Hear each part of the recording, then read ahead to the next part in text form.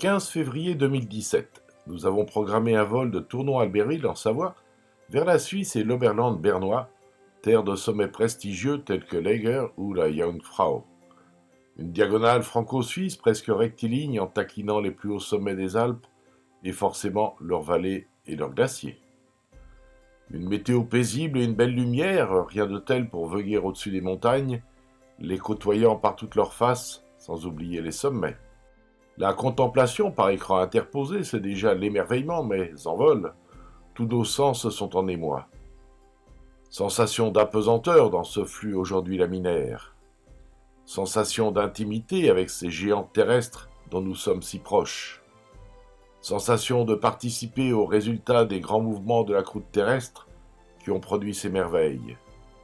Sensation de pouvoir tout toucher dans une immersion totale. Chapeautés par la neige, ces roches bien austères à l'état brut sont transcendées. Envahis par la passion, nous ne ressentons aucun vertige et aucun mal aigu des montagnes. MAM pour les connaisseurs. Et ce, malgré des altitudes de vol allant parfois jusqu'à 4300 mètres, sans oxygène. Inutile pour des périodes si brèves et lorsque l'on est en bonne santé. Par contre, devant ces paysages, on se sent atteint d'une contemplationnite aiguë. Nous notons que notre pilote tient à respecter scrupuleusement les règlements, ce qui est salvateur pour tout le monde. On se sent devenir un photographe d'art, un art facile à capter que nos yeux composent entre ombre et lumière, texture soyeuse ou géologique. Par la magie de la technique, le bruit du 180 chevaux du DR400 Régent laisse place dans nos casques à un doux ronron sécurisant.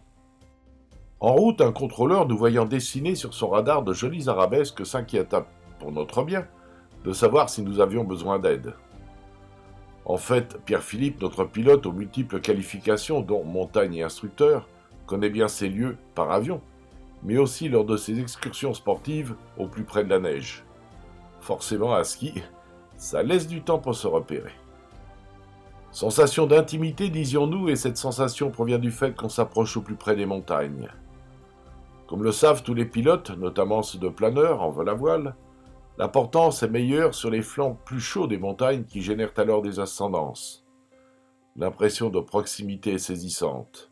Voler aussi entre 2500 mètres et 3000 mètres avec à côté et au-dessus de sa tête des parois de centaines de mètres de roches qui nous contemplent et que nous admirons, ne peut laisser insensible. Nous nous contorsionnons parfois pour lever la tête et les yeux, nous permettant de savourer avec humilité ce gigantisme. Et maintenant ciblons quelques sujets, car les glaciers ont leurs particularités. Les séracs, si beaux et si dangereux.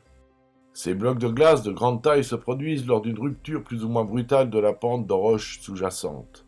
On parle de fracturation d'un glacier.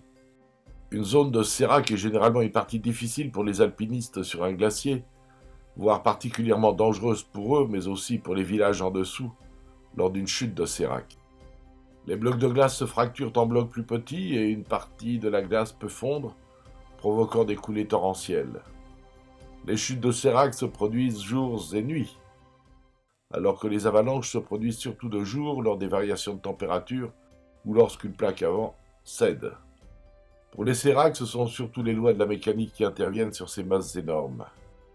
Il n'y a pas que les séracs et les avalanches, il y a aussi des crevasses, plus superficielles, et des trous impressionnants. Les montagnes, ce sont aussi des lumières éblouissantes, des dégradés, des ombres, des plans et des arrière-plans. Nous avons même croisé quelques frileux petits nuages qui, ce jour-là, voguaient tranquillement, se blottissant contre les sommets.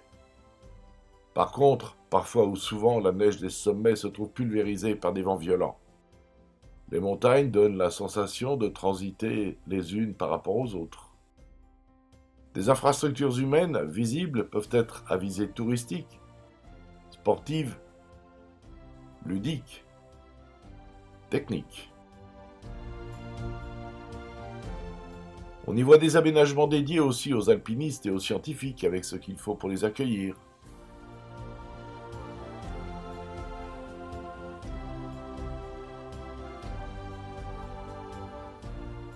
D'autres infrastructures humaines sont aussi impressionnantes, comme ici un barrage et tout ce qui va bien pour transporter l'énergie électrique.